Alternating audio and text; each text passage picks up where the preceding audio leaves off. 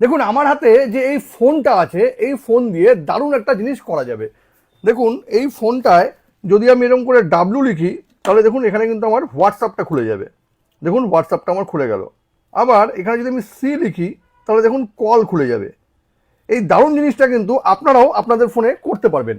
এই দারুণ জিনিসটা আপনারাও কিন্তু আপনাদের ফোনে করতে পারবেন। সুন্দর একটা সেটিং শুধু আপনাদের ফোনে করে নিতে হবে। তবে সেটা কিভাবে করবেন জানতে গেলে ভিডিওটা শেষ পর্যন্ত দেখুন, আর প্রসেসটাও একদম সেভ করে নিন। এই জন্য শুরুতেই আপনাকে আপনার ফোনের সেটিংসে চলে আসতে হবে। এই যে সেটিংস আছে, এই সেটিংসে ক্লিক করে নেবেন।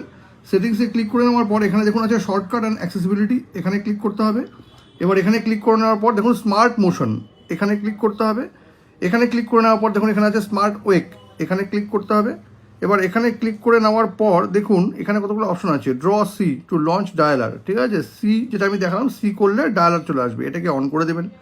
এখানে দেখুন আরও আছে এম, যদি আপনি করেন তাহলে মিউজিক প্লে হয়ে যাবে। তারপরে দেখুন এই যে ডাব্লু আছে, ডাব্লু করলে হোয়াটসঅ্যাপ চলে আসবে। দেখুন এখানে এফ, এফ করলে স্ক্রিনের উপরে যদি এফ লেখেন আপনি, তাহলে ফেসবুক খুলে যাবে। এগুলো সব অন করে দিতে হবে, ব্যাস আপনার কাজ কিন্তু হয়ে যাবে। এই দারুণ সেটিংসটি যদি কখনো আপনার কাজে লেগে থাকে তবে কিন্তু এটাকে অবশ্যই শেয়ার করবেন। আর এরকম নতুন নতুন ইনফরমেটিভ ভিডিও পেতে প্লিজ সাবস্ক্রাইব আমার চ্যানেল সাবজেক্ট সম্রাটকে। Thank you.